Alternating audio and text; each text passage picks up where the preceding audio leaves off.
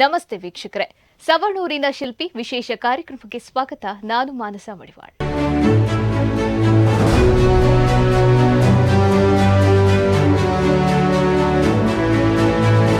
ಕರಾವಳಿಯಲ್ಲಿ ಸವಣೂರಿನ ಚರಿತ್ರೆಗೆ ಬಂಗಾರದ ಲೇಪನ ನೀಡಿದ ಗ್ರಾಮಶಿಲ್ಪಿ, ಸಹಕಾರ ರಂಗದ ಧೀಮಂತ ಸಾಧಕರ ಸಾಲಿನಲ್ಲಿ ಮುಂಚೂಣಿಯಲ್ಲಿ ಗುರುತಿಸಿಕೊಳ್ಳುವವರು ಇವರು.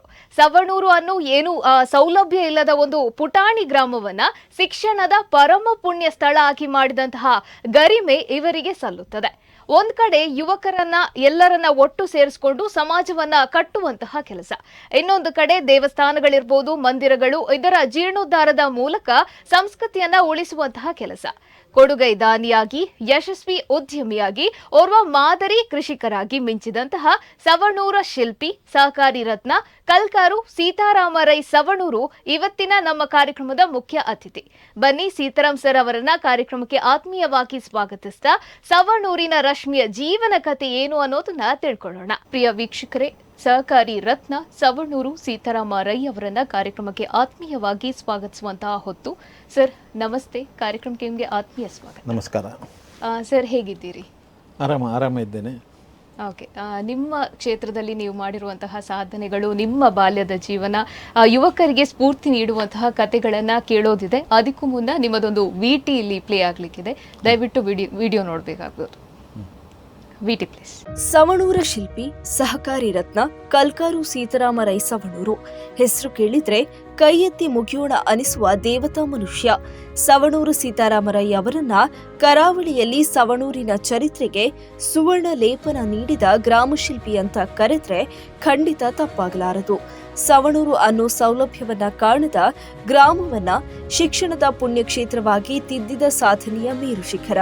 ಒಂದೆಡೆ ಯುವಕ ಮಂಡಲಗಳ ಮೂಲಕ ಸಮಾಜ ಕಟ್ಟುವ ಕೆಲಸ, ಇನ್ನೊಂದೆಡೆ ಧಾರ್ಮಿಕ ಕ್ಷೇತ್ರಗಳ ಜೀರ್ಣೋದ್ಧಾರದ ಮೂಲಕ ಸಂಸ್ಕೃತಿ ಸಂಪ್ರದಾಯಗಳ ಸಮೃದ್ಧಿಯ ಕಾಯಕದಲ್ಲಿ ತೊಡಗಿ ಕೊಡುಗೈ ದಾನಿಯಾಗಿ, ಯಶಸ್ವಿ ಉದ್ಯಮಿಯಾಗಿ, ಮಾದರಿ ಕೃಷಿಕರಾಗಿ ಯುವಕರಲ್ಲಿ ನೂತನ ಚೈತನ್ಯವನ್ನ ತುಂಬಿದ ಆಶಾಕಿರಣ.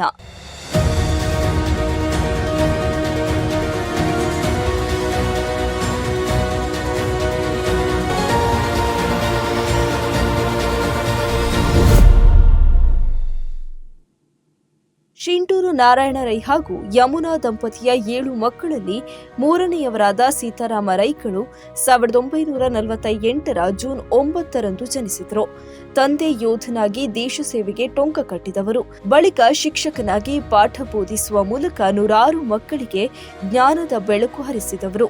ಸಂಸ್ಕಾರ ಸಂಸ್ಕೃತಿಗಳನ್ನ ಆಳವಾಗಿ ಗೌರವಿಸುತ್ತಿದ್ದ ತಂದೆಯ ಶಿಸ್ತು, ಕರ್ತವ್ಯ ಪ್ರಜ್ಞೆ, ಬದುಕಿನ ಸಾಧಕ ಗುಣಗಳೇ ಸ್ಫೂರ್ತಿ ಅನ್ನುತ್ತಾರೆ ಸೀತಾರಾಮ ರೈಗಳು.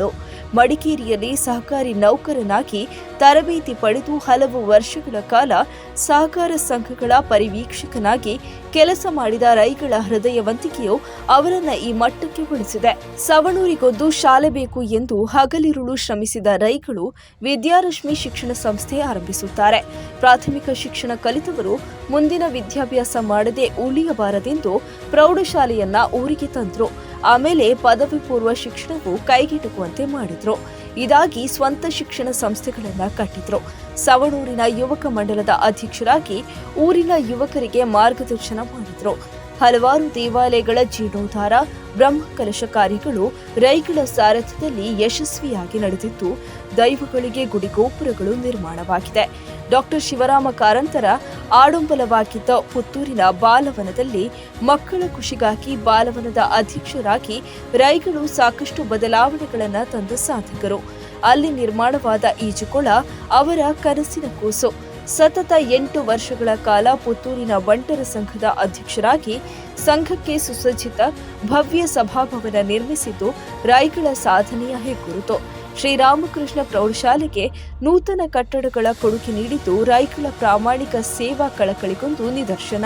ಸವಣೂರು ಪಂಚಾಯತ್ ಸದಸ್ಯನಾಗಿ ನಿಜವಾದ ಗ್ರಾಮಾಭಿವೃದ್ಧಿ ಎಂದ್ರೆ ಹೇಗಿರಬೇಕೆಂಬ ಕಲ್ಪನೆಗೆ ರೈಗಳು ಹೊಸ ಭಾಷ್ಯ ಬರೆದರು. ಸ್ವಚ್ಛ ಗ್ರಾಮದ ನಿರ್ಮಾಣಕ್ಕೆ ನೂತನ ಆಯಾಮ ನೀಡಿದ ರೈಗಳು ಶೌಚಾಲಯ ನಿರ್ಮಾಣದಲ್ಲಿ ದಾಖಲೆ ಬರೆದರು. ಸವಣೂರು ಕೆ ಸೀತಾರಾಮ ರೈ ಅವರದ್ದು ಸಂತೃಪ್ತ ಕೌಟುಂಬಿಕ ಜೀವನ. ಇವರ ಸಹಧರ್ಮಿಣಿ ಕಸ್ತೂರಿ ಕಲಾರೈ ಅವರ ಪ್ರೇರಣೆ ಸೀತಾರಾಮ ರೈಗಳ ಜೀವನ ಸಾಧನೆಯ ಹಿಂದೆ ಇದೆ. ಕಂಪ್ಯೂಟರ್ ಇಂಜಿನಿಯರ್ ಓದಿರುವ ಪುತ್ರ ಮಹೇಶ್ ರೈ ಸೊಸೆ ಪಲ್ಲವಿ ರೈ ಅಮೆರಿಕದಲ್ಲಿ ನೆಲೆಸಿದ್ದಾರೆ. ಮಂಗಳೂರಿನ ಎಜೆ ಮೆಡಿಕಲ್ ಕಾಲೇಜಿನಲ್ಲಿ ಪ್ರೊಫೆಸರ್ ಆಗಿರುವ ಡಾಕ್ಟರ್ ರಾಜೇಶ್ ರೈ, ಸೊಸೆ ಅಶ್ವಿತಾ ರಾಜೇಶ್ ರೈ, ಮಗಳು ರಶ್ಮಿ ಅಶ್ವಿನ್ ಶೆಟ್ಟಿ, ಅಳಿಯ ಅಶ್ವಿನ್ ಶೆಟ್ಟಿ ವಿದ್ಯಾರಶ್ಮಿ ಸಮೂಹ ಸಂಸ್ಥೆಯ ಆಡಳಿತಾಧಿಕಾರಿಯಾಗಿ ಹಾಗೂ ಮೊಮ್ಮಕ್ಕಳಾದ ಇಶಾನ್, ಅಥರ್ವ ಶೆಟ್ಟಿ, ಅವಿಯೇ ಶೆಟ್ಟಿಯೊಂದಿಗಿನ ಸುಖ ಸಂಸಾರ ಇವರದು. ಸೀತಾರಾಮ ರೈಗಳು ಸಂಪನ್ನ ಕೃಷಿಕನೂ ಹೌದು. ಇಸ್ರೇಲ್ ದೇಶದ ವಿಶಿಷ್ಟ ಹನಿ ನೀರಾವರಿ ತಂತ್ರಜ್ಞಾನವನ್ನು ಅಳವಡಿಸುವ ಮೂಲಕ ಹಸಿರಿನ ಮಂದಹಾಸ ಮೂಡಿಸಿ ಫಸಲಿನಲ್ಲೂ ಗೆಲುವು ಸಾಧಿಸಿದವರು. ತುಳುನಾಡಿನ ಸಾಂಪ್ರದಾಯಿಕ ಭತ್ತದ ವ್ಯವಸಾಯವನ್ನ ಕೈಬಿಡಲಿಲ್ಲ. ದೊಡ್ಡ ಮಟ್ಟದಲ್ಲಿ ಹೈನುಗಾರಿಕೆ ಮಾಡಿ ತಾನು ಕಟ್ಟಿದ ಊರಿನ ಹಾಲು ಉತ್ಪಾದಕರ ಸಹಕಾರ ಸಂಘಕ್ಕೆ ನಿರಂತರ ಹಾಲು ಪೂರೈಸಿದ್ದಾರೆ. ಕುರಿ ಸಾಕಾಣೆಯೂ ಸಾಧ್ಯವೆಂದು ತೋರಿಸಿಕೊಟ್ಟಿದ್ದಾರೆ. ತಾನು ಸ್ವತಂತ್ರವಾಗಿ ಸಾಧಿಸಬೇಕೆಂಬ ಮಹತ್ವಾಕಾಂಕ್ಷೆಯಿಂದ ತನ್ನದೇ ಸ್ವಂತ ಆದರ್ಶ ವಿವಿಧೋದ್ದೇಶ ಸಹಕಾರಿ ಸಂಘದ ಸ್ಥಾಪನೆಯನ್ನ 2002ರಲ್ಲಿ ಪುತ್ತೂರಿನಲ್ಲಿ ಮಾಡಿದ್ರು. ಈ ಮೂಲಕ ಒಂದೇ ಸೂರಿನಡಿ ಗ್ರಾಹಕ ಸದಸ್ಯರಿಗೆ ಬಹು ವಿಧದ ಸೌಲಭ್ಯಗಳನ್ನು ದೊರಕಿಸುವಲ್ಲಿ ಸೀತಾರಾಮ ರೈಗಳು ಸಾಧನೆಯ ಗುರಿ ತಲುಪಿದ್ದಾರೆ. ಮಡಿಕೇರಿಯ ಸಹಕಾರಿ ತರಬೇತಿ ಕೇಂದ್ರದಲ್ಲಿ ಸೇರಿ ಒಬ್ಬ ಸಹಕಾರಿ ನೌಕರನಾಗಿ ಈ ರಂಗಕ್ಕೆ ಪಾದಾರ್ಪಣೆ ಮಾಡಿದ ಅವರು ಹಿರಿಯ ಸಹಕಾರಿಯಾಗಿ ಸಾಧನೆಯ ಶಿಖರವೇರಿದ್ದು ಕೌತುಕದ ಕಥೆ. ಸವಣೂರು ಮತ್ತು ಪುತ್ತೂರುಗಳಲ್ಲಿ ಎಸ್ಸಿಡಿಸಿಸಿ ಬ್ಯಾಂಕ್ ಶಾಖೆಗಳಿಗೆ ಸ್ವಂತ ನಿವೇಶನ ದೊರಕಿಸಲು ರೈಗಳು ವಹಿಸಿದ ಪಾತ್ರ ಗಮನಾರ್ಹವಾಗಿದೆ. ಶ್ರೀರಾಮಕೃಷ್ಣ ಕ್ರೆಡಿಟ್ ಕೋಆಪರೇಟಿವ್ ಸೊಸೈಟಿಯಲ್ಲಿ ಕಳೆದ 25 ವರ್ಷಗಳಿಂದ ನಿರ್ದೇಶಕರಾಗಿ, ಮಂಗಳೂರಿನ ಮಾಸ್ ಸಹಕಾರಿ ಸಂಸ್ಥೆಯ ನಿರ್ದೇಶಕರಾಗಿ, ಎಸ್ಕೆಎಸ್ಸಿಎಂಎಸ್ ನಿರ್ದೇಶಕರಾಗಿಯೂ ಸೇವೆ ಸಲ್ಲಿಸುತ್ತಿದ್ದಾರೆ. ಆಡಳಿತ ಚತುರರಾಗಿ ಸಹಕಾರಿ ಕ್ಷೇತ್ರದ ಸಮಸ್ಯೆಗಳನ್ನು ತನ್ನ ಕರ್ತವ್ಯ ನೈಪುಣ್ಯತೆಯಿಂದ ಯಶಸ್ವಿಯಾಗಿ ನಿಭಾಯಿಸಿಕೊಂಡು ಸಾಮಾಜಿಕ ಸೇವೆಯನ್ನ ಮಾಡಿಕೊಂಡು ಬಂದ ಅವರಿಗೆ ಸಹಕಾರಿ ಕ್ಷೇತ್ರಕ್ಕೆ ಧಾರೆ ಎರೆದ ಗಣನೀಯ ಸೇವೆ ಮತ್ತು ಸಾಧನೆಗಾಗಿ ಕರ್ನಾಟಕ ಸರ್ಕಾರ ಪ್ರತಿಷ್ಠಿತ ಸಹಕಾರ ರತ್ನ ಪ್ರಶಸ್ತಿ ನೀಡಿ ಗೌರವಿಸಿದೆ. ಗ್ರಾಮ ಪಂಚಾಯತ್ ಸದಸ್ಯರಾಗಿ ಅಭಿವೃದ್ಧಿಯ ಹೊಂಗೆರಣದಿಂದ ಊರನ್ನ ಸಿಂಗರಿಸಿದ ಮಾಂತ್ರಿಕ. ದುಡಿಮೆಯ ವಿಚಾರಕ್ಕೆ ಬಂದ್ರೆ ಉತ್ಸಾಹದ ಚಿರಯುವಕ. ಇನ್ನು ಯುವಕನಾಗಿಯೇ ಸಮಾಜದ ಹಿತಕ್ಕಾಗಿ ಶ್ರಮಿಸುತ್ತಿರುವ ಈ ಮಹಾಶಕ್ತಿವಂತನಿಗೆ ದೇವರು ಆಯುರಾರೋಗ್ಯ ಕೊಟ್ಟು ಕಾಪಾಡಲಿ ಅನ್ನುವುದು ಅಭಿಮತ ವಾಹಿನಿಯ ಆಶಯ.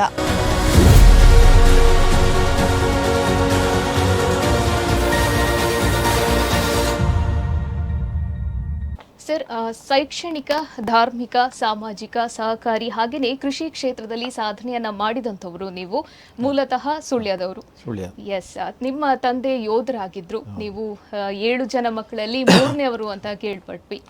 ಈಗ ಸಾಕಷ್ಟು ವಿದ್ಯಾರ್ಥಿಗಳಿಗೆ ವಿದ್ಯಾರ್ಜನೆಗೆ ಒಂದು ದಾರಿದೀಪವಾಗಿ ನಿಂತವರು ನೀವು. ಆದ್ರೆ ನಿಮ್ಮ ಬಾಲ್ಯದ ಜೀವನ ಕಥೆಯನ್ನ ಕೇಳೋ ಕುತೂಹಲ ನಮ್ಮದು. ಸೊ ನಿಮ್ಮ ಕಥೆಯನ್ನ ಹೇಳ್ತೀರಾ? ನಮಸ್ಕಾರ. ನಾನು ಸವಣೂರು ಸೀತಾರಾಮ ರೈ ಅಂತೇಳಿ. ನನ್ನ ತಂದೆಯವರು ಒಬ್ಬ ವೀರ ಯೋಧನಾಗಿ 2ನೇ ಮಹಾಯುದ್ಧದ ಕಾಲದಲ್ಲಿ ಬರ್ಮಾದಲ್ಲಿ 8 ವರ್ಷಗಳ ಕಾಲ ಸೇವೆ ಸಲ್ಲಿಸಿ ಅಲ್ಲಿಂದ ಅವರು ಬಂದು ಯಾವ ಉದ್ಯೋಗ ಆದೀತು ಅಂತ ಹೇಳುವಾಗ ಟೀಚರ್ ಉದ್ಯೋಗ ಆಗಬೇಕು ಅಂತೇಳಿ ಟೀಚರ್ ಆಗಿ ಸುಳ್ಯದಲ್ಲಿ ಸೇರ್ಪಡೆಗೊಂಡರು. ಅವರಿಗೆ ನಾವು 7 ಜನ ಮಕ್ಕಳು. ಬಹಳ ಕಷ್ಟದ ದಿನಗಳು, ಕಡು ಬಡತನದಲ್ಲಿ ಅವರ ಅಲ್ಪ ಸಂಬಳದಲ್ಲಿ ನಮ್ಮನ್ನು 7 ಜನವನ್ನು ಸಾಕಲಿಕ್ಕೆ ಬಹಳ ಕಷ್ಟಪಟ್ಟು ನಮ್ಮನ್ನೆಲ್ಲ ಓದಿಸಿದರು. ಆದರೆ ನನ್ನ 7 ಜನ ಮಕ್ಕಳಲ್ಲಿ ನನ್ನನ್ನು ಹೈಯೆಸ್ಟ್ ನನ್ನ ತಂದೆಯವರು ಓದಿಸಿದ್ದು ಅಂದರೆ ಅವರ ಕೆಪಾಸಿಟಿಲಿ ನನ್ನನ್ನು. ಆವಾಗ ಸುಳ್ಯದಲ್ಲಿ SSLC ಮಾತ್ರ ಇತ್ತು. ಹಾಗೆ ಸುಳ್ಯದಲ್ಲಿ SSLC ಮಾಡಿ ನನಗೆ ನಿನ್ನ ಓದಿಸ್ಲಿಕ್ಕೆ ಆಗೋದಿಲ್ಲ, ನಿನಗೆ ನಾನು ಉದ್ಯೋಗ ಮಾಡಿಕೊಡ್ತೇನೆ ಅಂತ ಹೇಳಿದರು. ಆವಾಗ ನಾನು SLC ಆದ ಕೂಡಲೇ ಅಲ್ಲೇ ಇರತಕ್ಕಂಥ ಒಂದು ಸಹಕಾರಿ ಸಂಘದಲ್ಲಿ ನನ್ನನ್ನು ಕ್ಲಾರ್ಕ್ ಆಗಿ ಬಿಲ್ ಕಲೆಕ್ಟರ್ ಆಗಿ ಸೇರಿಸಿದರು. ಆ ನಂತರ ಮಡಿಕೇರಿಯಲ್ಲಿ ಸಹಕಾರಿ ತರಬೇತಿ ಇದೆ. ಆ ತರಬೇತಿ ತರಬೇತಿಗೆ ಅಪ್ಲೈ ಮಾಡಿ ನನಗೆ ಸಹಕಾರಿ ತರಬೇತಿಯಲ್ಲಿ ಒಂದು ಸೀಟು ಕೊಡಿಸಿದರು. 68ನೇ ಜೂನ್ ತಿಂಗಳಲ್ಲಿ ತರಬೇತಿಗೆ ಹೋಗಿ 68ನೇ ಡಿಸೆಂಬರ್ ತಿಂಗಳಿಗೆ ನನ್ನ 6 ತಿಂಗಳ ತರಬೇತಿಯನ್ನು ಮುಗಿಸಿ ವಾಪಸ್ಸು ಬಂದಾಗ ನನ್ನ ತಂದೆಯವರು, ಅವರ ಸ್ನೇಹಿತರು ಬಹಳ ಬಡವರಾದರೂ ಅವರಿಗೆ ಒಳ್ಳೆ ಹೆಸರು ಇದ್ದದರಿಂದ ಅವರಿಗೆ ಬಹಳ ದೊಡ್ಡ ಸ್ನೇಹಿತರಿದ್ದರು.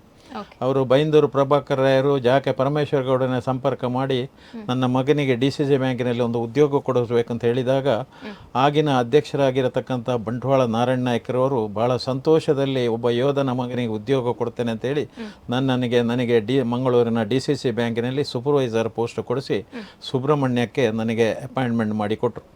69ನೇ ಇಸವಿ ಜೂನ್ 23ನೇ ತಾರೀಕಿಗೆ ನಾನು ಕೆಲಸಕ್ಕೆ ಹಾಜರಾಗಿ ಸುಬ್ರಹ್ಮಣ್ಯದಲ್ಲಿ ಕೆಲಸಕ್ಕೆ ಸೇರಿದೆ.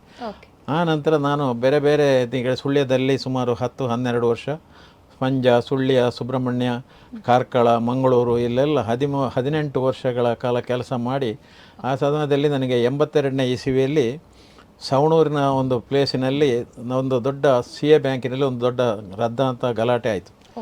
ಆವಾಗ ಅಲ್ಲಿಗೆ DCH ಬ್ಯಾಂಕಿನ ಸೂಪರ್ವೈಸರ್ಗಳು ಯಾರು ಹೋಗಲಿಕ್ಕೆ ತಯಾರಿ ಇರಲಿಲ್ಲ. ಆಗ ನನ್ನ ಅಧಿಕಾರಿ ಮಿತ್ರರೆಲ್ಲ ಸೀತಾರಾಮ್ ರೈಯನ್ನು ಕರೀರಿ ಅಂತ ನನ್ನನ್ನು ಕರೆಸಿದ್ರು. ನೀನು ಹೋಗ್ತೀಯಾ ಅಂತ ಕೇಳಿದರು.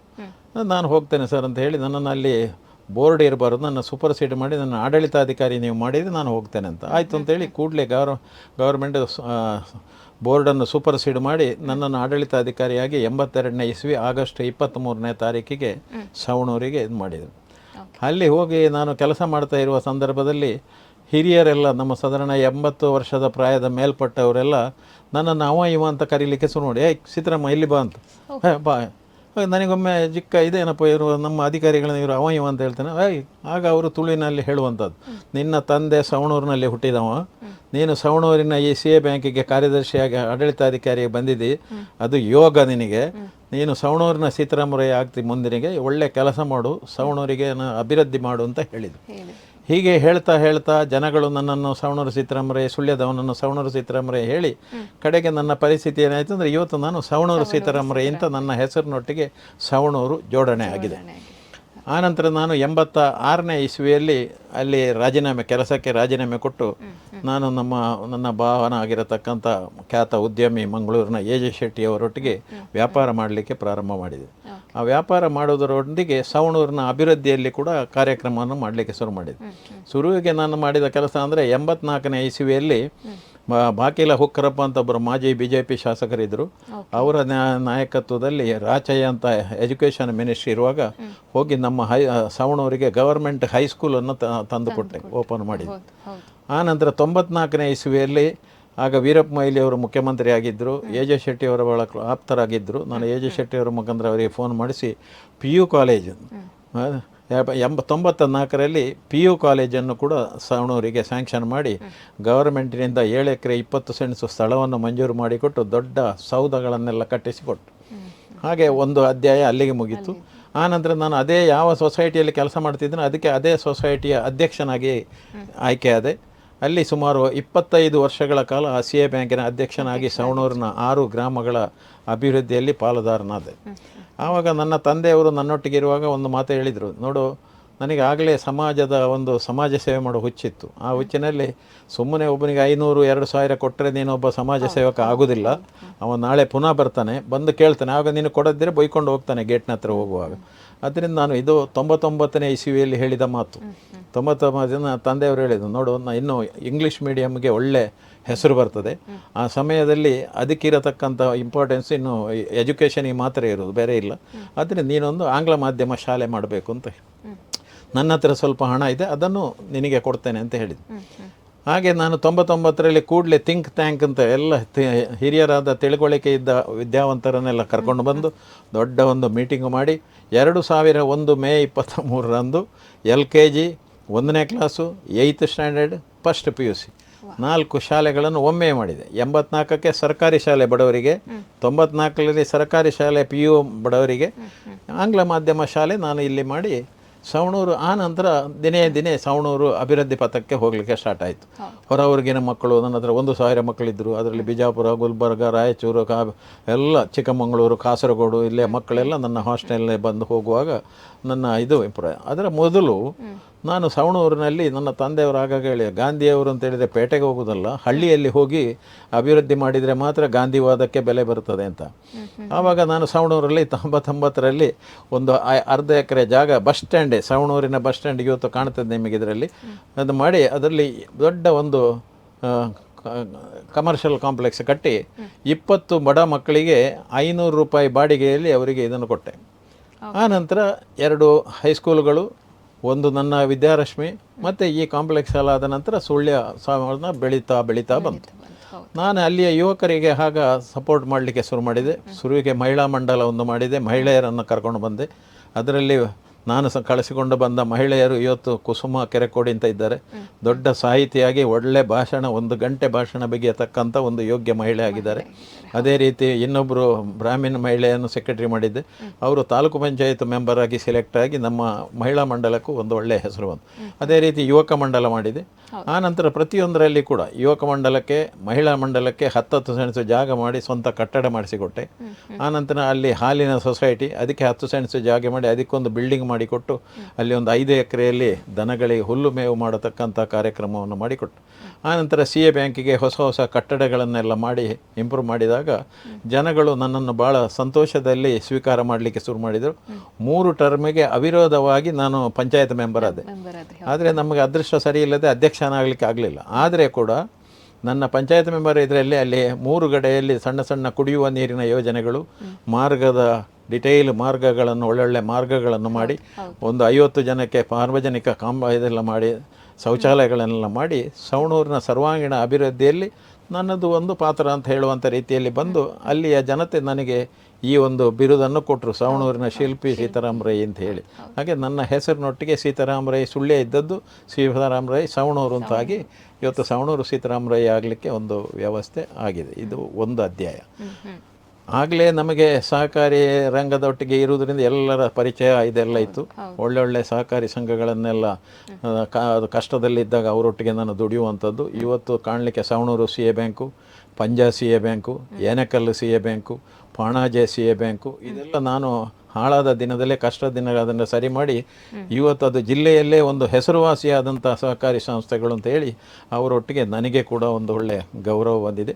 ಆ ನಂತರ ನಾನು ಮಹಿಳೆಯರಿಗೆ ಬೇಕಾಗಿ ಒಂದು ಸಹಕಾರಿ ಸಂಸ್ಥೆಯನ್ನು ಹುಟ್ಟುಹಾಕಬೇಕು ಅಂತೇಳಿ ಜಿಲ್ಲಾ ಮಟ್ಟದಲ್ಲಿ ಒಂದು ಸಹಕಾರಿ ಸಂಸ್ಥೆಯನ್ನು ಹುಟ್ಟುಹಾಕಿದೆ, ಮಹಿಳಾ ವಿವಿಧೋದ್ದೇಶ ಸಹಕಾರಿ ಸಂಘ ಅಂತ. ಆಗ ಪಂಜದಲ್ಲಿ ಲೀಲಾವತಿ ಶೆಟ್ಟಿಯವರು ಬಹಳ ಪವರ್ಫುಲ್ ಲೇಡಿಯಾಗಿ ಜನಮನ್ನಣೆ ಗಳಿಸಿದ. ಅವರನ್ನು ಅಧ್ಯಕ್ಷ ಮಾಡಿ ಅವರ ನಾಯಕತ್ವದಲ್ಲಿ ಮಹಿಳಾ ಸಹಕಾರಿ ಸಂಘ ಮಾಡಿ ಇವತ್ತು ಅದು ದೀಕ್ಷಾ ಜಿಲ್ಲೆಯ ಒಂದು ಒಳ್ಳೆಯ ಮಹಿಳಾ ಸಂಘ ಅಂತ ಮಾಗಿ ಅದರ ಅಧ್ಯಕ್ಷೆಯಾಗಿ ರಾಜೀವಿ ರೈ ಅಂತ ಹೇಳಿ ಅವರು ಒಳ್ಳೆಯ ಕೆಲಸ ಮಾಡ್ತಾ ಇದ್ದಾರೆ. ಇವತ್ತು ಅದನ್ನು ಉತ್ತುಂಗಕ್ಕೆ ಏರಿಸಿದ್ದಾರೆ. ಅದೆಲ್ಲ ಸಂತೋಷ ನಮಗಿದೆ. ಮತ್ತು ನಾನು ಸಹಕಾರಿ ಕ್ಷೇತ್ರದಲ್ಲಿ ಕೆಲಸ ಮಾಡಿದ ಜಾಗಗಳೆಲ್ಲ ಎಲ್ಲ ಸಹಕಾರಿ ಕ್ಷೇತ್ರಗಳಲ್ಲಿ ಕೂಡ ನಾನು ದುಡಿದಿದ್ದೇನೆ. DCC ಬ್ಯಾಂಕಿನಲ್ಲಿ 18 ವರ್ಷ ಉದ್ಯೋಗಿಯಾಗಿದ್ದೆ. ರಾಜೀನಾಮೆ ಕೊಟ್ಟ ನಂತರ ಅದೇ DCC ಬ್ಯಾಂಕಿಗೆ ನಾನು ಡೈರೆಕ್ಟರ್ ಆಗಿ ನಿರ್ದೇಶಕರಾಗಿದ್ದೆ. 10 ವರ್ಷಗಳ ಕಾಲ ಡೈರೆಕ್ಟರ್ ಆಗಿ 6 ವರ್ಷಗಳ ರಾಜೇಂದ್ರ ಕುಮಾರ್ನೊಟ್ಟಿಗೆ ಉಪಾಧ್ಯಕ್ಷನಾಗಿ ಕೆಲಸ ಮಾಡಿದ್ದೇನೆ. ಈಗಲೂ ರಾಜೇಂದ್ರ ಕುಮಾರ್ ಅದರಲ್ಲಿ ಕಂಟಿನ್ಯೂ ಆಗ್ತಾ ಇದ್ದಾರೆ. ನಾನು 6 ವರ್ಷಗಳ ಕಾಲ ಇದ್ದೆ. ಆನಂತರ ಇಲ್ಲಿ ಮಂಗಳೂರಿನ KMF ಕುಲಶೇಖರದಲ್ಲಿರೋ KMFನಲ್ಲಿ 3 ವರ್ಷಗಳ ಕಾಲ ಅಧ್ಯಕ್ಷನಾಗಿ 18 ವರ್ಷಗಳ ಕಾಲ ನಿರ್ದೇಶಕನಾಗಿ ಕೆಲಸ ಮಾಡಿದ ಅನುಭವ ಇದೆ. ಪುತ್ತೂರಿನಲ್ಲಿ TAPCMS ಇರ್ಬೋದು, LD ಬ್ಯಾಂಕ್ ಇರ್ಬೋದು, ಇನ್ನಿತರ ಎಲ್ಲ ಸಂಘ ಸಂಸ್ಥೆಗಳಲ್ಲಿ, ಅದೇ ರೀತಿ ನಮ್ಮ ಸಮಾಜ ಬಂಟ ಸಮಾಜದವರು ನಡೆಸತಕ್ಕಂಥ ರಾಮಕೃಷ್ಣ ಕ್ರೆಡಿಟ್ ಕೋಆಪರೇಟಿವ್ ಸೊಸೈಟಿಯಲ್ಲಿ ಈಗಲೂ ನಾನು ನಿರ್ದೇಶಕ 30 ವರ್ಷದಿಂದ ಸತತವಾಗಿ ಇವತ್ತುಗಳ ನಿರ್ದೇಶಕನಾಗಿದ್ದಾರೆ. ಮೊನ್ನೆ ಅಚಾನಕ್ಕಾಗಿ ಅಡಿಕೆ ಬೆಳೆಗಾರರ ಮಾಸ್ ಅಂತ ಹೇಳುವ ಒಂದು ಸಂಸ್ಥೆ ಇದೆ ಮಂಗಳೂರಲ್ಲಿ, ಅದರ ಅಧ್ಯಕ್ಷನಾಗಿ ಆಯ್ಕೆಯಾಗಿ ಈಗ 6 ತಿಂಗಳಾಯಿತು. ಆದ್ದರಿಂದ ನನಗೆ ಸಹಕಾರಿ ಕ್ಷೇತ್ರದಲ್ಲಿರುವ ಒಂದು ಸಂತೋಷವೇ ಬೇರೆ ಎಂದು ಮಾಡಿಕೊಂಡು ಅದರೊಟ್ಟಿಗೆ ನನ್ನ ಈ ವಿದ್ಯಾರಶ್ಮಿಯನ್ನು ಭಾಳ ಚೆನ್ನಾಗಿ ನನ್ನ ತಂದೆಯವರ ಹೆಸರಿನಲ್ಲಿ ಬೆಳೆಸಿಕೊಂಡು ಬಂದದ್ದು. SNR ರೂರಲ್ ಎಜುಕೇಷನ್ ಟ್ರಸ್ಟ್ ಅಂತ, Savanur Narayana Rai rural education trust ಅಂತ ಮಾಡಿ LKGಯಿಂದ elementary school, high school, English medium high school, PU college, first grade college ಇಷ್ಟು ಇವತ್ತು ನಡೀತಾ ಇದೆ. ಅದು ಅಲ್ಲದೆ ಒಂದು ನರ್ಸಿಂಗ್ ಕಾಲೇಜು ಮತ್ತು ಒಂದು D.Ed ಕಾಲೇಜು ಮಾಡಿದೆ. ಕ್ರಮೇಣ ಒಂದು 10 ವರ್ಷ ನಡೆಸಿದಾಗ ಅದಕ್ಕೆ ಮಕ್ಕಳ ಸಂಖ್ಯೆ ಕುಂಠಿತಗೊಂಡದ್ದರಿಂದಾಗಿ ಅದನ್ನು ಮತ್ತೆ ಮುಚ್ಚಬೇಕಾದಂಥ ಪರಿಸ್ಥಿತಿ ಬಂದು ಸವಣೂರು ಇವತ್ತು ನಮ್ಮ ಪುತ್ತೂರು ತಾಲೂಕಿನಲ್ಲಿ ಅಲ್ಲ, ದಕ್ಷಿಣ ಕನ್ನಡ ಜಿಲ್ಲೆಯಲ್ಲಿ ಅಲ್ಲ, ಕರ್ನಾಟಕ ರಾಜ್ಯದಲ್ಲಿ ಗುರುತಿಸತಕ್ಕಂಥ ಒಂದು ಸವಣೂರು ಗ್ರಾಮವನ್ನು ಗುರುತಿಸುವ ಮಟ್ಟಕ್ಕೆ ಕೊಂಡೋದ ಒಂದು ಹೆಮ್ಮೆ ನನಗಿದೆ. ಅದಕ್ಕೆ ನಾನು ಒಬ್ಬನೇ ಬಾಧ್ಯಸ್ಥನಲ್ಲ, ನನ್ನೊಟ್ಟಿಗೆ ನನ್ನ ಒಂದು 2 ಜನ ಭಾರಿ ಆತ್ಮೀಯರಾದ ದಿವಂಗತ ನಿಡ್ವಣ್ಣಯ್ಯರು ಅಂತಿದ್ರು. ಅದೇ ಈಗ ನನ್ನೊಟ್ಟಿಗೆ ಇರತಕ್ಕಂಥ ಸುಂದರ ರೈಗಳು, ನಮಗೆ ನಾನು ಹೊರಗಿನಿಂದ ಬಂದವು, ಅವರು ಆ ಲೋಕಲ್ನವರು ನನಗೆ ಫುಲ್ಲು ಸಪೋರ್ಟ್ ಮಾಡಿ ಇವತ್ತು ನಾನು ಒಂದು ಒಳ್ಳೆಯ ಮಟ್ಟಕ್ಕೆ ಮುಟ್ಟುವಂಥ ಪರಿಸ್ಥಿತಿ ಉದ್ಭವ ಆಯಿತು. ಓಕೆ ಓಕೆ ಓಕೆ ಈಗ ವಿದ್ಯಾರ್ಥಿಗಳಿಗಾಗಿ ಶಾಲೆಗಳನ್ನು ನಿರ್ಮಿಸಿಕೊಟ್ಟು ಅವರಿಗೆ ಇಲ್ಲಿ ನಾಡಿನಲ್ಲಿ ಮಾತ್ರ ಅಲ್ಲ ದೇಶ ವಿದೇಶ ಮಟ್ಟದಲ್ಲೂ ಹೆಸರು ಮಾಡುವಂತಹ ಒಂದು ದಾರಿಯನ್ನ ಮಾಡಿಕೊಟ್ಟಂತವರು ನೀವು.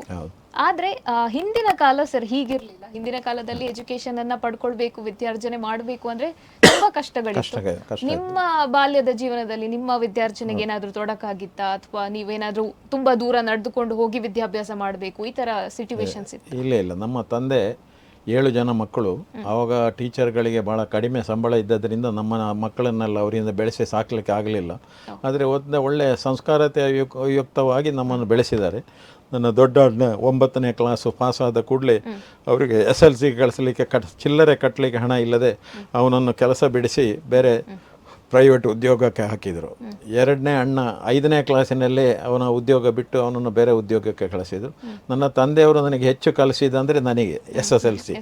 ಆ SLC ಮಾಡಿ ನನಗೆ ಉದ್ಯೋಗ ಕೊಟ್ಟ ನಂತರ ನನ್ನ 2 ತಮ್ಮಂದರಿಗೆ, ನನಗಿಂತ ಸಣ್ಣ ತಮ್ಮಂದರಿಗೆ ಒಬ್ಬನಿಗೆ PUC ಮಾಡಿಸಿ ITI ಪಾಲಿಟೆಕ್ನಿಕ್ ಮಾಡಿಸಿ ಅವನು ಮೈಸೂರಿನಲ್ಲಿ ಒಳ್ಳೆಯ ಕೆಲಸದಲ್ಲಿದ್ದಾನೆ.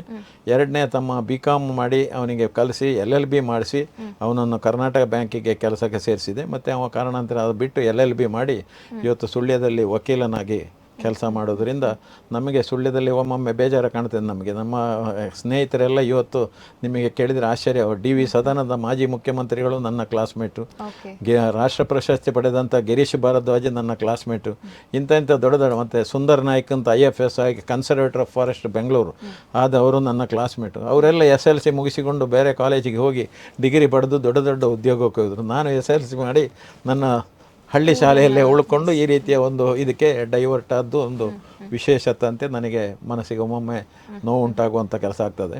ಮತ್ತೊಂದು ವಿಶೇಷ ನಿಮಗೆ ಹೇಳಿದರೆ, ಕುರಿಯನ್ ಅಂತ ಇದ್ದಾರೆ. ಕುರಿಯನ್ ಅಂತೇಳಿ ಮಹಾರಾಷ್ಟ್ರದಲ್ಲಿ, ಗುಜರಾತಿನಲ್ಲಿ ಅವರಷ್ಟು ನಮ್ಮ ಹಾಲಿನ ಬ್ರಹ್ಮ ಅಂತ ಹೇಳ್ತೇವೆ ನಾವು ಅವರಿಗೆ.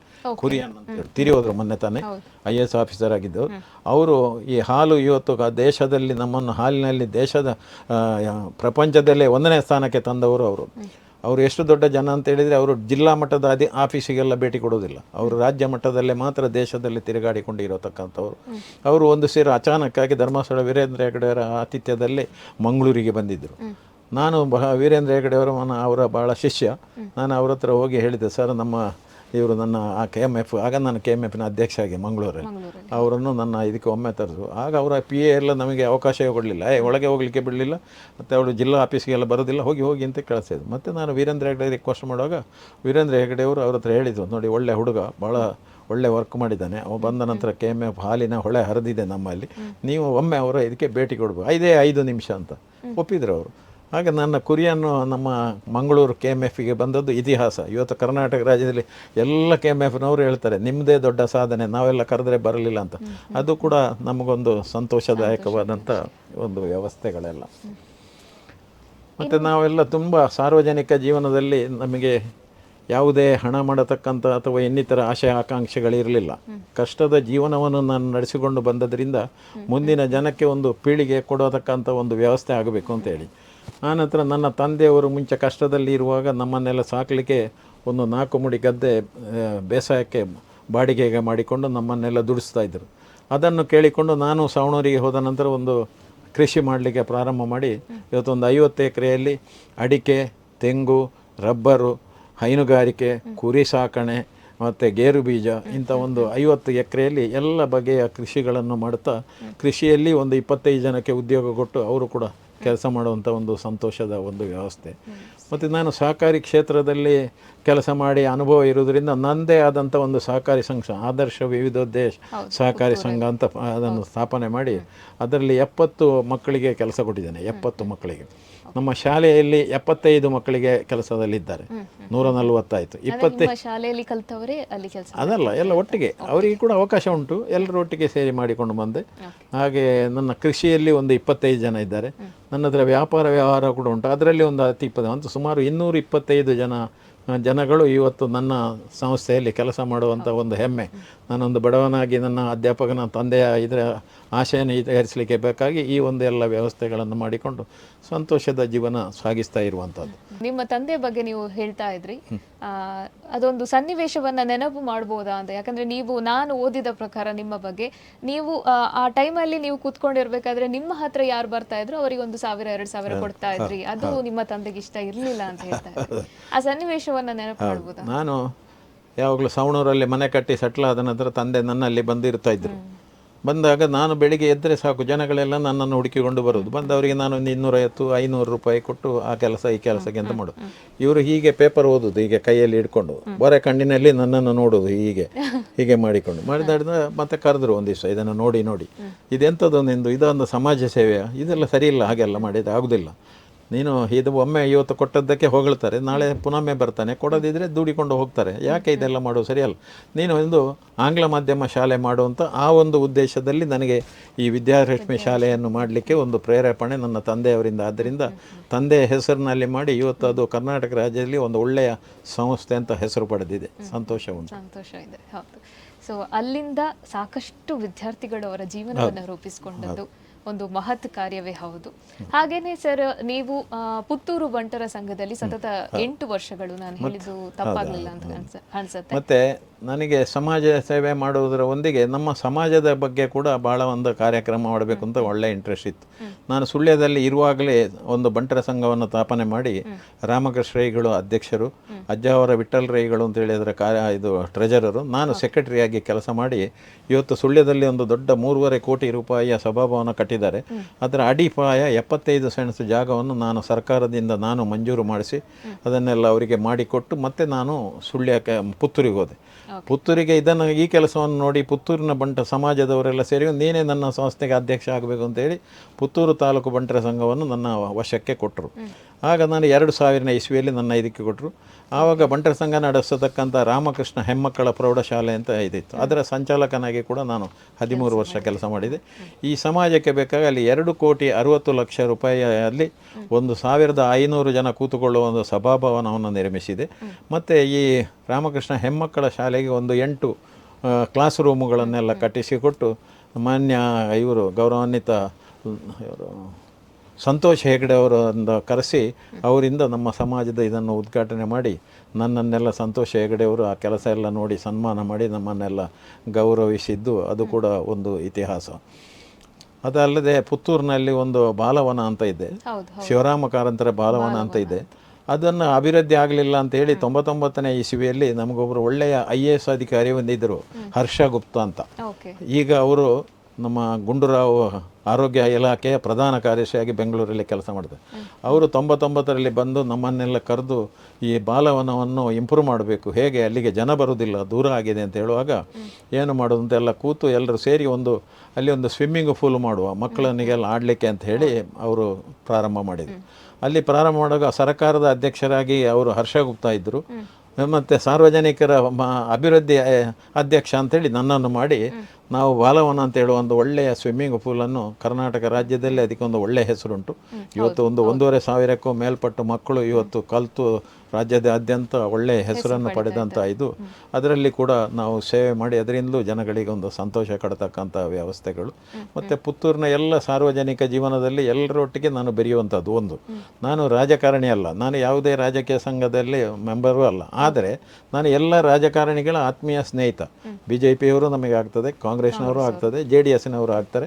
ಅವರೊಟ್ಟಿಗೆ ಇದ್ದುಕೊಂಡು ಅವರನ್ನು ಬೆಂಬಲ ಪಡ್ಕೊಂಡು ಊರಿನ ಅಭಿವೃದ್ಧಿಯಲ್ಲಿ ನಾವು ಶ್ರಮಿಸುವಂತಹ ಒಂದು ವ್ಯವಸ್ಥೆಯನ್ನು ಮಾಡ್ತಾ ಬರ್ತಾ ಇದ್ದೆ. ಅದೇ ರೀತಿ ಸುಳ್ಯದಲ್ಲಿ ಕೂಡ ನನಗೆ 79ನೇ ಇಸವಿಯಲ್ಲಿ ಯುವಕ ಮಂಡಲ ಮಹಿಳಾ ಮಂಡಲದಲ್ಲಿ ಕೆಲಸ ಮಾಡುವ ಇಂಟ್ರೆಸ್ಟ್ ಇತ್ತು. ಆಗೆಲ್ಲ ಮಹಿಳೆಯರನ್ನು ಯುವಕರನ್ನೆಲ್ಲ ಒಗ್ಗೂಡಿಸಿಕೊಂಡು ನಾನು ಸುಳ್ಯದಲ್ಲಿ ದೊಡ್ಡ ತಾಲೂಕು ಮಟ್ಟದ ಯೋಜನಾ ಮೇಳ, ಜಿಲ್ಲಾ ಮಟ್ಟದ ಯೋಜನಾ ಮೇಳ, ರಾಜ್ಯ ಮಟ್ಟದ ಯೋಜನಾ ಮೇಳ ಎಲ್ಲ ಮಾಡಿ ಜನಗಳನ್ನೆಲ್ಲ ಒಗ್ಗೂಡಿಸುವಂಥ ಕೆಲಸ ಮಾಡಿದಾಗ ಸುಳ್ಯ ಪೇಟೆಯ ಮಧ್ಯದಲ್ಲಿ ಒಂದು ಯುವಜನ ಸಂಯುಕ್ತ ಮಂಡಳಿಗೆ 14 ಸೆಣಸು ಸ್ಥಳವನ್ನು ಕೂಡ ನಾನು ಮಾಡಿ ಅವರಿಗೆ ಅದರಲ್ಲಿ ಇವತ್ತು ಹುಡುಗರೆಲ್ಲ ಒಳ್ಳೆಯ ದೊಡ್ಡ ಬಿಲ್ಡಿಂಗ್ ಎಲ್ಲ ಕಟ್ಟಿ ಸಾರ್ವಜನಿಕವಾಗಿ ಇವತ್ತು ಕೂಡ ಅಲ್ಲಿಯ ಮಹಿಳೆಯರು ಮಕ್ಕಳೆಲ್ಲ ನಮ್ಮನ್ನು ನೆನಪಿಸಿಕೊಂಡು ರೈಗಳು ಸ್ಟಾರ್ಟ್ ಮಾಡಿದ್ದು ಅಂತ ಹೇಳುವಂಥ ಒಂದು ಹೆಸರು ಕೂಡ ನನಗಿದೆ. ಮತ್ತು ನಾನು ರೋಟರಿ ಸದಸ್ಯನಾಗಿ ಸುಳ್ಯ ರೋಟರಿ ಕ್ಲಬ್ಬಿನಲ್ಲಿ ಸದಸ್ಯ ನಾನು.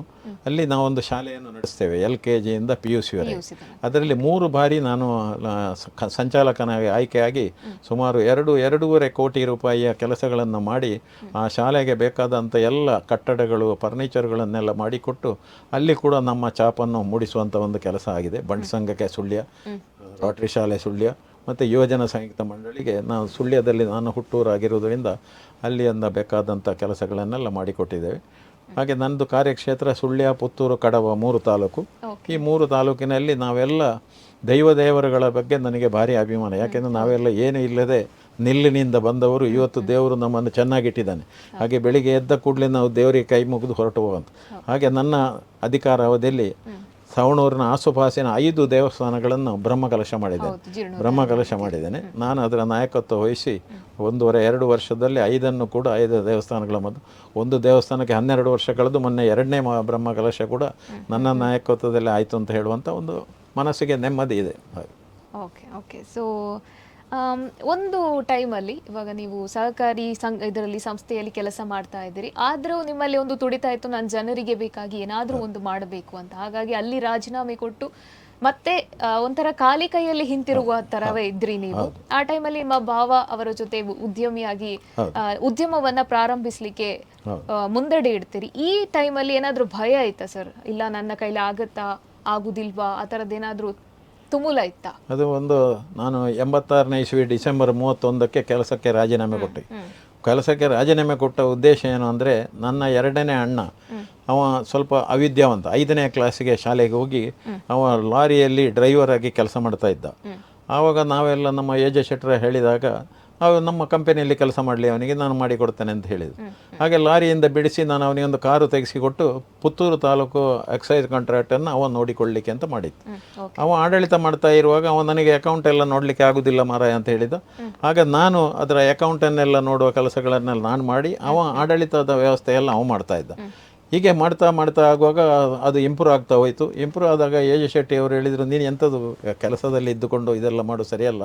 ಮತ್ತು ನನಗೂ ಮನಸ್ಸಿನಲ್ಲಿ ಸ್ವಲ್ಪ ಇದಾಯಿತು. ನಾನೊಂದು ಉದ್ಯೋಗದಲ್ಲಿ ಸಂಬಳ ತೆಗೆಯೋ ಉದ್ಯೋಗದಲ್ಲಿದ್ದು ಡೈಲಿ ಕಾರ್ನಲ್ಲಿ ಹೋಗೋದು ಇದನ್ನೆಲ್ಲ ನೋಡಿದೆ, ಜನ ತಪ್ಪು ತಿಳ್ಕೊಳ್ತಾರೆ ಅಂತೇಳಿ ನಾನು ರಾಜೀನಾಮೆ ಕೊಟ್ಟು ಕಡೆಗೆ ನಾನು ಅಣ್ಣನೊಟ್ಟಿಗೆ ನಾನು ಸೇರಿಕೊಂಡು ನಾನು ಮತ್ತು ಒಟ್ಟಿಗೆ ಎಜೆ ಶೆಟ್ಟರ ಕಂಪನಿಯಲ್ಲಿ ಒಳ್ಳೆ ನಮಗೆ ಸೆಪರೇಟಾಗಿ ಇದು ಮಾಡಿಕೊಡ್ತಾಯಿದ್ರು. ಅದರಲ್ಲಿ ಕೆಲಸ ಮಾಡಿದ್ದರಿಂದ ನಾವು ಆನಂತರ ಎಜೆ ಶೆಟ್ಟರ ಸಹಕಾರದಲ್ಲಿ ನಾವೆಲ್ಲ ಬೆಳವಣಿಗೆಯನ್ನು ಕಂಡದ್ದು.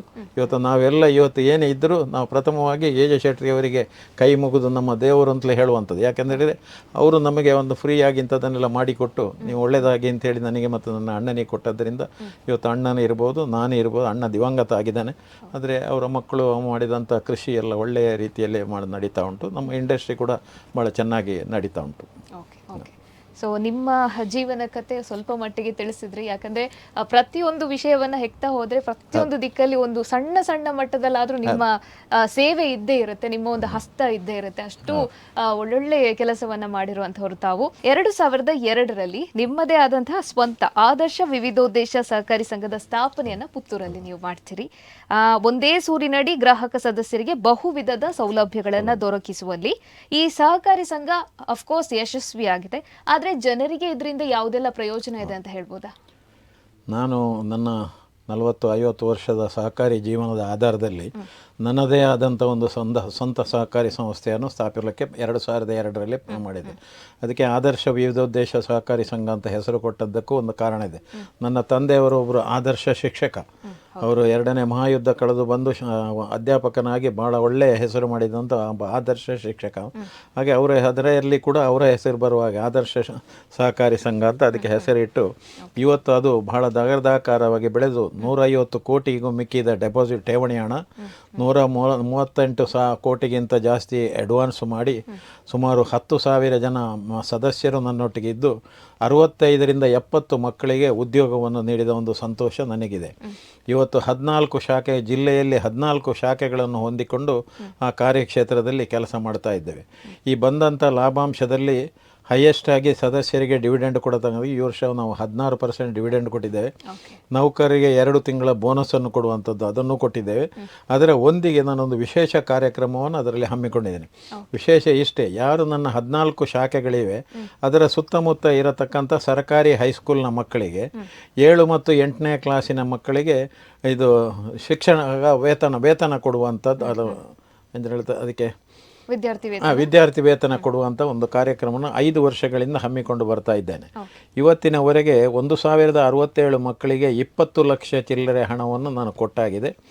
ಮೊನ್ನೆ ಆಗಸ್ಟ್ 14ನೇ ತಾರೀಕಿಗೆ 250 ಮಕ್ಕಳಿಗೆ 2000ದಂತೆ 5 ಲಕ್ಷ ರೂಪಾಯಿಯನ್ನು ವಿದ್ಯಾರ್ಥಿ ವೇತನವಾಗಿ ಸರ್ಕಾರಿ ಶಾಲೆಯ ಮಕ್ಕಳು, ಅಂದರೆ ನಾನು ಹೈಸ್ಕೂಲ್ನಲ್ಲಿ SLC ಕಲಿತು ಸರ್ಕಾರಿ ಶಾಲೆಯಲ್ಲಿ, ನನ್ನ ತಂದೆ ಮಾಸ್ಟ್ರು ಸರ್ಕಾರಿ ಶಾಲೆಯಲ್ಲಿ, ಆದ್ದರಿಂದ ನಂದೇ ವಿದ್ಯಾರಶ್ಮಿ ಇದ್ದರೂ ಆ ಮಕ್ಕಳಿಗಿಲ್ಲ.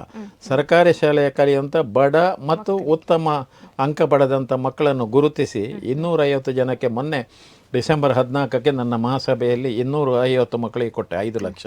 ಒಟ್ಟಿಗೆ ಇವತ್ತು 25 ಲಕ್ಷ ರೂಪಾಯಿಯನ್ನು ನನ್ನ ಈ ಸಹಕಾರಿ ಸಂಘದಿಂದ ಸಾರ್ವಜನಿಕ ಮಕ್ಕಳಿಗೆ ಕೊಟ್ಟಿದ್ದೇನೆ ಅಂತ ಹೇಳುವಂಥ ಒಂದು ಸಂತೋಷ ನಮಗಿದೆ.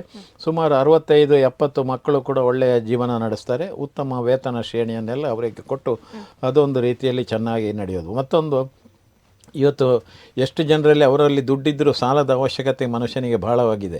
ಅವನ ಮಕ್ಕಳಿಗೆ, ಹೆಣ್ಣು ಮಕ್ಕಳಿಗೆ ಮದುವೆ ಮಾಡತಕ್ಕಂಥದ್ದು, ಮನೆ ಕಟ್ಟತಕ್ಕಂಥದ್ದು, ಆರೋಗ್ಯದ ಸಮಸ್ಯೆ, ಇದಕ್ಕೆ ಎಲ್ಲದಕ್ಕೆ ನಂದು ವಿವಿಧ ಉದ್ದೇಶ.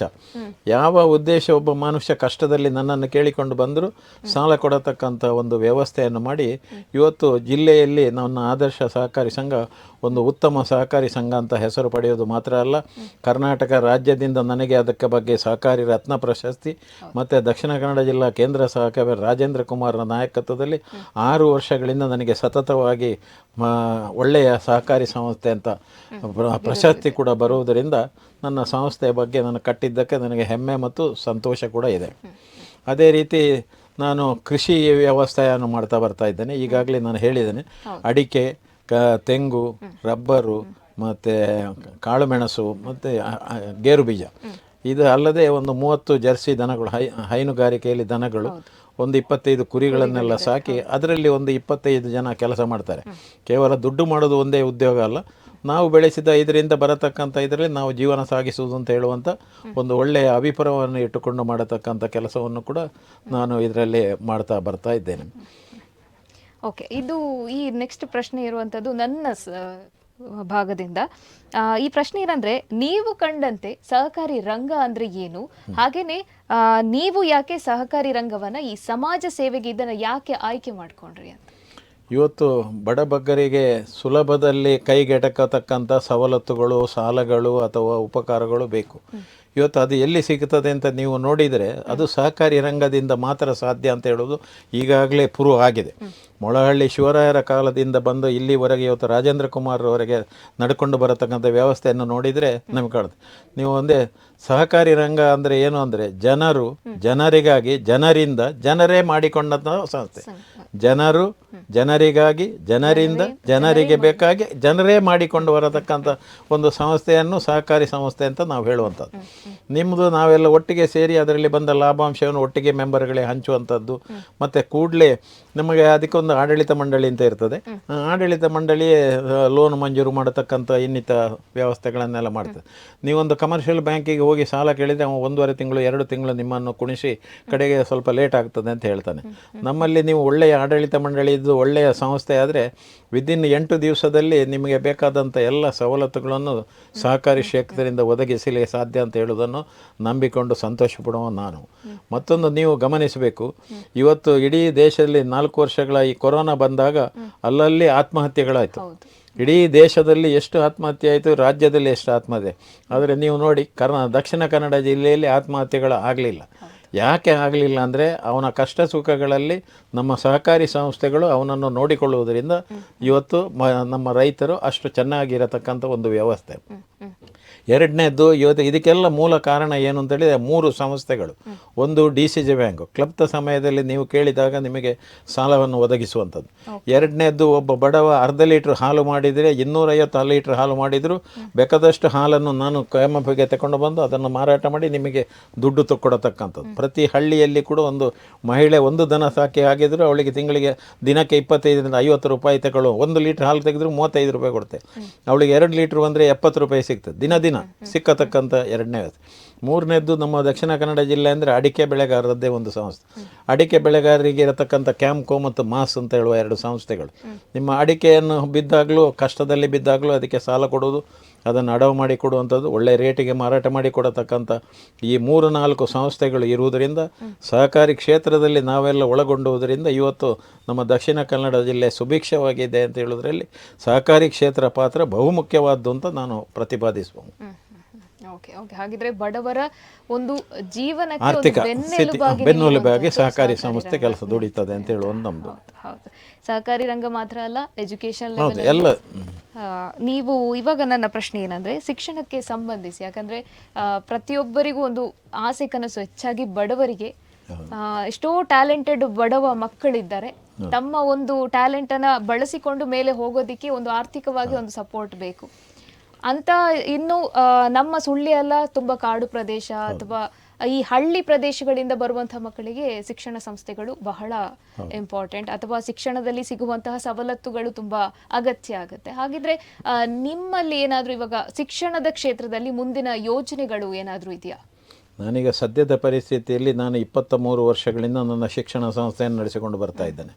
ಇಡೀ ಕಾರ್ಯ, ನನ್ನ ಶಿಕ್ಷಣದ ಗುಣಮಟ್ಟ ನಿಮ್ಮ ಜಿಲ್ಲೆ ರಾಜ್ಯ ಮಟ್ಟಕ್ಕೆ ಸೀಮಿತವಾಗಿ ಅಷ್ಟೇ ಚಂದವಾಗಿ ನಡೆದರೆ ಕೂಡ ನಾನು ಆ ಬಡ ಹಳ್ಳಿಯವರಿಗೆ ಬೇಕಾಗಿ ಮಾಡಿದಂಥ ಸಂಸ್ಥೆಯಲ್ಲಿ ಅವರಿಗೆ ಫೀಸಿನಲ್ಲಿ ರಿಯಾಯಿತಿ, ಕಡು ಬಡವರಿಗೆ ರಿಯಾಯಿತಿ, ಒಳ್ಳೆಯ ಓದುಗಳಿಗೆ ರಿಯಾಯಿತಿ, ಸ್ಪೋರ್ಟ್ಸಿನಲ್ಲಿ ಕೆಲಸ ಮಾಡೋವರಿಗೆ ರಿಯಾಯಿತಿ ಎಲ್ಲ ಕೊಟ್ಟು ಹಳ್ಳಿಯ ಜನಗಳನ್ನು ಉತ್ತೇಜನ ಮಾಡಿ ಆ ಬಡ ಮಕ್ಕಳನ್ನು ಮೇಲೆತ್ತುವಂಥ ಕಾರ್ಯಕ್ರಮ ಮಾಡಿದ್ದು.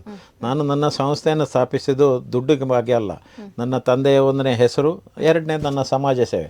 ಅದರಿಂದ 4 ಜನ ಬಡವರಿಗೆ ಉಪಕಾರ ಆಗಬೇಕು ಅಂತ ಹೇಳುವ ರೀತಿಯಲ್ಲಿ ನಾನು ಮಾಡಿ ಇವತ್ತು ನೋಡಿದರೆ ವಿದ್ಯಾರಶ್ಮಿ ಅಂತ ಹೇಳಿದರೆ 20 ಎಕರೆ ವಿಶಾಲ ಪ್ರದೇಶದಲ್ಲಿ ಸುಮಾರು 8-10 ಕೋಟಿ ರೂಪಾಯಿಯ ಕಟ್ಟಡಗಳೊಂದಿಗೆ 200 ಮೀಟರ್ನ ಗ್ರೌಂಡ್ಗಳು, 400 ಜನಕ್ಕೆ ಬೇಕಾದ 220 ಹುಡುಗರಿಗೆ 180 ಹುಡುಗಿಯರಿಗೆ ಬೇಕಾದಂಥ ಅಂಥ ಹಳ್ಳಿಯಲ್ಲಿ ಹಾಸ್ಟೆಲ್ ಫೆಸಿಲಿಟಿ ಇದೆಲ್ಲ ಕೊಟ್ಟು ಈ ಸಿಟಿಗೆ ಹೋಗಿ ಕಷ್ಟಪಡುವಂಥ ಮಕ್ಕಳನ್ನು ನಾವು ತಂದು ಅವರಿಗೆ ಬೇಕಾದಂಥ ಎಲ್ಲ ಸಲಹೆ ಸಹಾಯ ಎಲ್ಲ ಕೊಟ್ಟು ಈ ಮಾಡತಕ್ಕಂಥ ವ್ಯವಸ್ಥೆಯಲ್ಲಿ ಒಳ್ಳೆಯ ಸಂಸ್ಥೆ ಕೂಡ ಒಳ್ಳೆಯದಾಗಿ ಬೆಳೆದಿದೆ. ನನಗೂ ಅದರಿಂದ ಒಳ್ಳೆಯ ಹೆಸರು ಬಂದಿದೆ.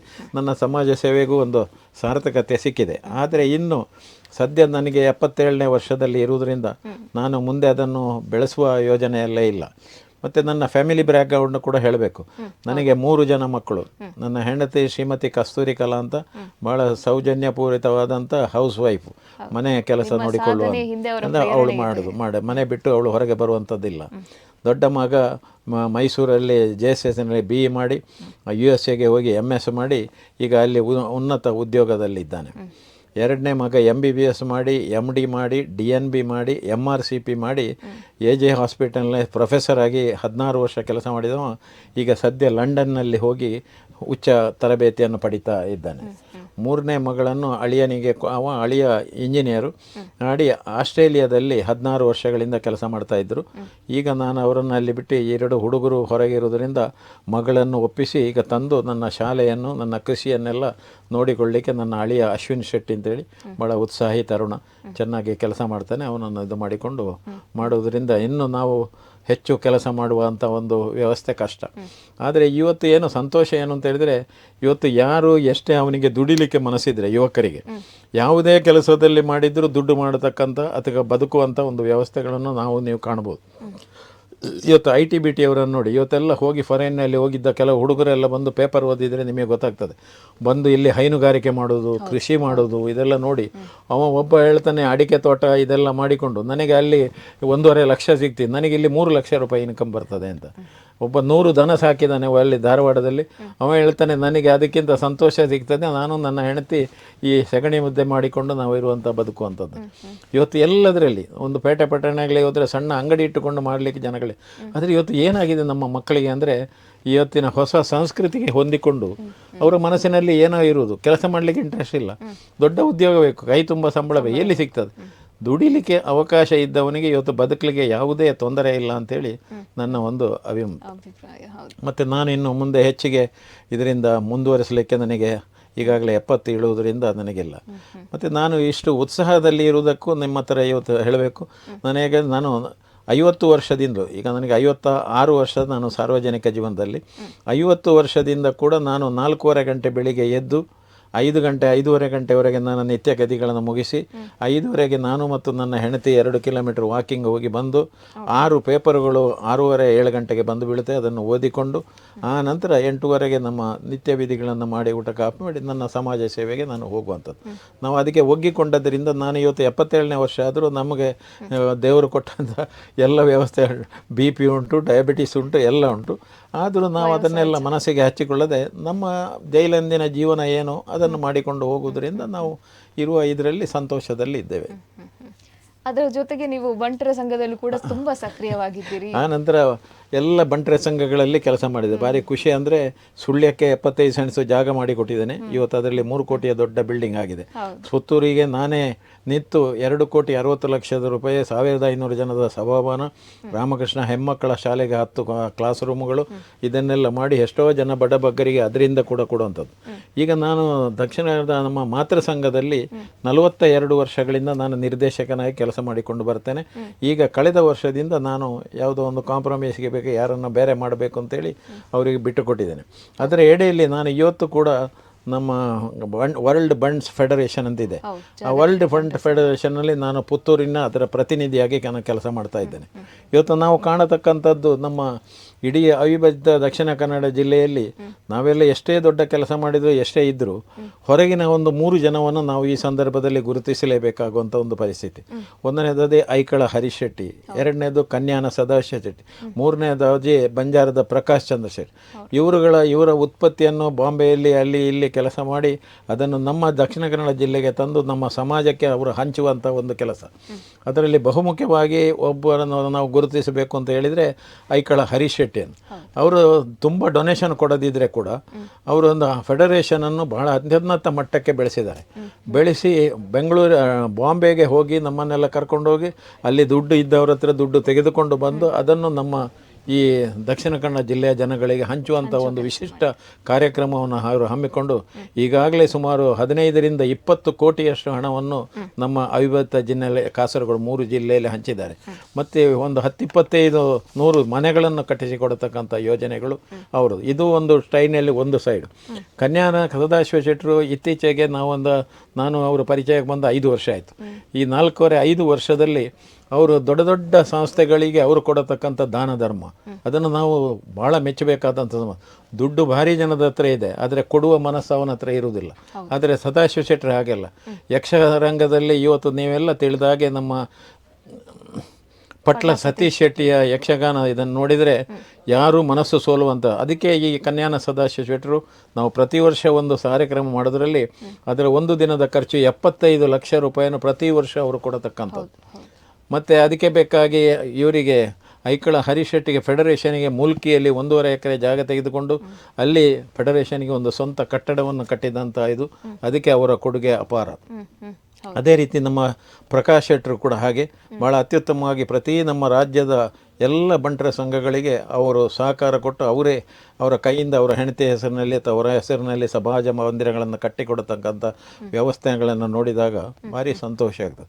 ಆದರೆ ಇವ್ರದ್ದೊಂದು ವಿಶಿಷ್ಟ ಸ್ಟೈಲಿ ಐಕಳ ಹರೀಶ್ ಶೆಟ್ಟಿ ಅವರು ಅವರ ಹತ್ರ ದುಡ್ಡು ಇಲ್ಲದಿದ್ದರೂ ಬಾಂಬೆಯಿಂದ ಇದ್ದವರಿಂದ ಕೊಂಡು ತೆಗೆದುಕೊಂಡು ಬಂದು ಇಲ್ಲಿ ಪ್ರತಿಯೊಬ್ಬ ಇದಕ್ಕೆ ಹಂಚಿದ್ದು ಇವತ್ತಿಗೆ ಒಂದು 25-30 ಕೋಟಿ ನಮ್ಮ ಜಿಲ್ಲೆಯಲ್ಲಿ ಹಂಚಿದ್ದಾರೆ ಅಂತ ಹೇಳುವಂಥದ್ದು. 10-50 ಮನೆಗಳನ್ನು ಕಟ್ಟಿಕೊಟ್ಟಿದ್ದಾರೆ. ಮತ್ತು ಆ ಸಂಘಟನೆ ಬಹುಮುಖ್ಯವಾಗಿ ಸುಮಾರು 60-70 ಬಂಟರ ಸಂಘಗಳು ಇಡೀ ವರ್ಲ್ಡಿನಲ್ಲಿವೆ. ಅದನ್ನೆಲ್ಲ ಒಗ್ಗೂಡಿಸಿಕೊಂಡು ಅವರು ಕೆಲಸತಕ್ಕಂಥದ್ದು. ಇವತ್ತು ನಮಗೆ ಮಾತೃ ಸಂಘ ಅದೊಂದು, ಆ ಸಂಘ ಈ ಸಂಘ ಅಂತ ಇದ್ದರೂ ಕೂಡ ಐಕಳ ಹರೀಶ್ ಶೆಟ್ಟಿ ಅವರ ಸಾಧನೆಯನ್ನು ನಾವು ಖಂಡಿತವಾಗಿ ಮೆಚ್ಚಬೇಕು. ಮತ್ತು ಅಂಥವರಿಗೆ ನಾವು ಮನಪೂರ್ವಕವಾಗಿ ಸಹಕಾರ ಕೊಡಬೇಕು ಅಂತ ನಾನು ಎಲ್ಲ ಸಾರ್ವಜನಿಕರ ಹತ್ರ ಕೇಳಿಕೊಳ್ತಾ ಇದ್ದೇನೆ. ಓಕೆ ಕಾರ್ಯಕ್ರಮದ ಕೊನೆ ಹಂತಕ್ಕೆ ಬರುವಂತಹ ಹೊತ್ತು 1-2 ಪ್ರಶ್ನೆಗಳು ನಿಮ್ಮನ್ನು ಕೇಳೋದಿದೆ. ಪ್ರತಿಯೊಬ್ಬರು ಸಾಧಕರು ಬಂದಾಗಲೂ ನಾನು ಕೇಳುವಂತಹ ಒಂದು ಮಾತು, ಯಾಕಂದರೆ ನೀವೆಲ್ಲ ನಮಗೆ ಸ್ಫೂರ್ತಿಯ ಒಂದು ಚಿಲುಮೆ. ನೀವು ತೋರಿಸಿಕೊಟ್ಟಂತಹ ಹಾದಿಯಲ್ಲಿ ನಾವು ಸಾಗಬೇಕಾದಂಥದ್ದು ನಮ್ಮ ಧರ್ಮ. ಹಾಗಿರುವಾಗ ನಮ್ಮಂತಹ ಯುವ ಪೀಳಿಗೆಗೆ ನೀವು ಕೊಡುವಂತಹ ಸಲಹೆ ಏನು, ಕಿವಿ ಮಾತು ಏನು ಸರ್?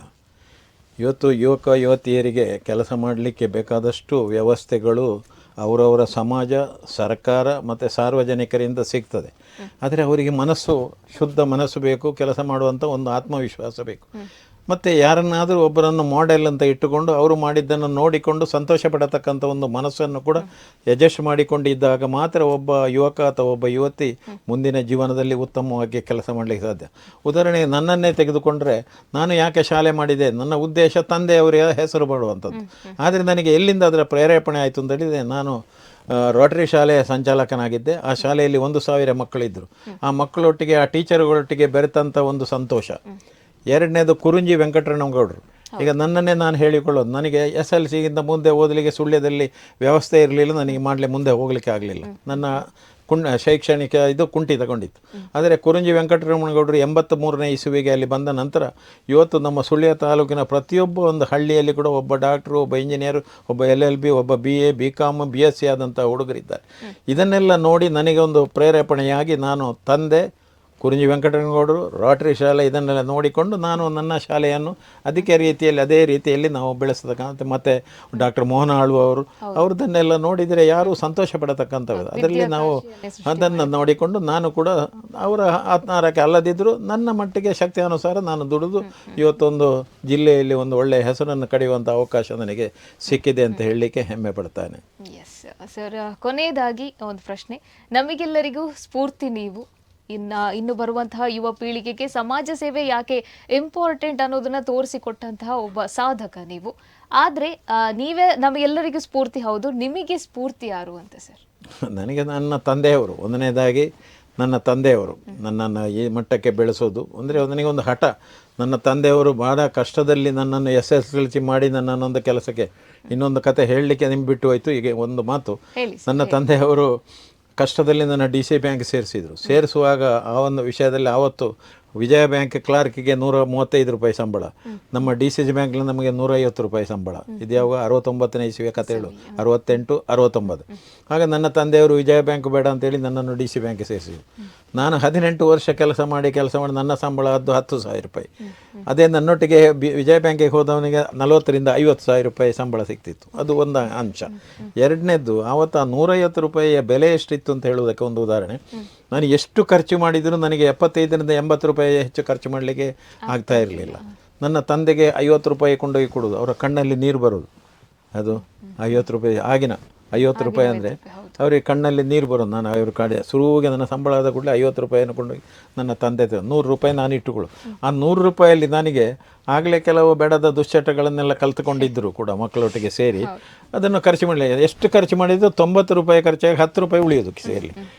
ನೋಡಿ, ಆವತ್ತಿನ ವ್ಯವಸ್ಥೆ ಇವತ್ತಿನ ವ್ಯವಸ್ಥೆ, ಆವತ್ತಿನ ಅಜಗಜಾಂತರ ವ್ಯತ್ಯಾಸಗಳಲ್ಲಿ ನಾವು ಬದುಕಿದಂಥ ಕಷ್ಟ ಇರುವುದರಿಂದ ನನಗೆ ನನ್ನ ಮನಸ್ಸಿನಲ್ಲಿ ಒಂದು ಹಠ ಇತ್ತು, ಏನು ನಾನು ಕೂಡ ಏನಾದರೂ ಒಬ್ಬ ಸಾಧಕನಾಗಬೇಕು, ಎಲ್ಲರೂ ಅಲ್ಲ ಅಂತ. ಆವಾಗ ಸಣ್ಣದಿರುವಾಗೆಲ್ಲ ಕೇಳುವಾಗ ನಮಗೆಲ್ಲ ಆಗೋದು, ನಮ್ಮ ಭಾರಿ ಕಷ್ಟದ ಜೀವನ. ದೊಡ್ಡವರ ಮನೆಯಲ್ಲಿ ಊಟಕ್ಕೆಲ್ಲ ಹೋದರೆ ಅಲ್ಲಿ ಅವರು ಮಾತಾಡೋದು ನಮ್ಮ ಹತ್ರ, ನನ್ನ ಮಗ ಅಮೆರಿಕದಲ್ಲಿ, ನನ್ನ ಮಗ ಇಂಗ್ಲೆಂಡ್ನಲ್ಲಿ, ನನ್ನ ಮಗ ಇದು ಬರುವಾಗ ಅದು ತಂದ, ವಿಮಾನದಲ್ಲಿ ಬಂದು ಇಳಿದ, ನಾವು ಕರ್ಕೊಂಡು ಹೋದಂತ. ಆವಾಗ ಅದೊಂದು ನನಗೆ ಕನಸುಕೊಂಡಿತ್ತು, ನಮ್ಮ ಮಕ್ಕಳನ್ನು ಕೂಡ ಇದೇ ಯಾಕೆ ಮಾಡಬಾರ್ದು ಹೇಳಿ. ನೀವು ನಂಬಿದರೆ ಬಿಡಿ, ನನ್ನ ಹೇಳುವಂಥದ್ದು, ನನ್ನ ಮಗನನ್ನು PUC ಮಾಡಿ BE ಮಾಡಿ JSS ಮೈಸೂರಲ್ಲಿ BE ಆದ ಕೂಡಲೇ ನಾನು ನನ್ನ ಸ್ವಂತ ಹಣ ಖರ್ಚು ಮಾಡಿ ಅವನನ್ನು ಅಮೆರಿಕಕ್ಕೆ ಕಳಿಸಿದ್ದು. ಮಾಡಿ ಅವ ಅಲ್ಲಿ MS ಮಾಡಿ ಒಂದು ಒಳ್ಳೆಯ ಉದ್ಯೋಗಕ್ಕೆ ಸೇರಿದ. ಆದರೆ ಈಗ ಏನಾಯಿತು ಅಂದರೆ, ಈಗ ನನಗೆ ಅದು ತಿರುಮುರು ಆಗಿದೆ. ಈಗ ಅವ ಇಲ್ಲಿ ಬಾ ಅಂತ ಹೇಳಿದರೆ ಅವ ಬರುವ ಇದರಲ್ಲಿಲ್ಲ.